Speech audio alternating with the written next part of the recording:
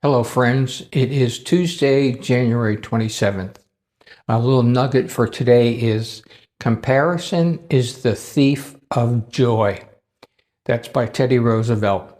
And basically, what it means is that we can get our sense of self-satisfaction from the things we do, and it brings us joy that we've accomplished this and that.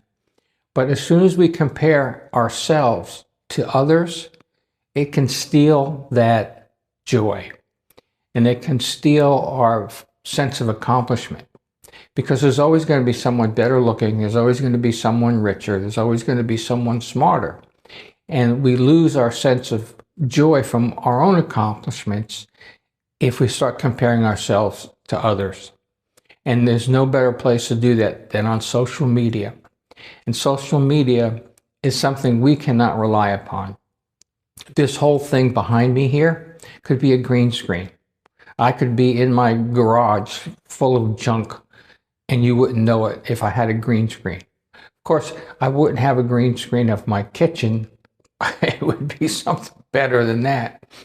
But the point is, if we compare ourselves to what we find on social media, or not even social media, we don't always know what's behind these things we watch.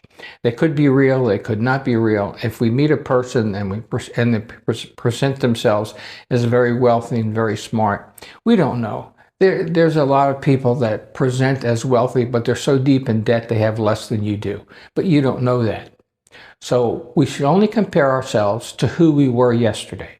Are we better today than we were yesterday? That's going to bring us joy. And if we feel like we're not, then there's no time like the present to get started. Okay, enough of that. It's Dumb Criminal Day. Okay, so Texas has taken over for Florida today, although I think Florida stays in the running all the time. But anyway, this person went in to rob a bank in Houston, Texas, and he handed the teller a note that was written on the back of an envelope. So he robbed the bank and left. And of course, being a dumb criminal, the envelope, when you turn it over, it had his name and address on it. So even before he got home, the cops were there waiting for him. That's the dumb criminal of the day.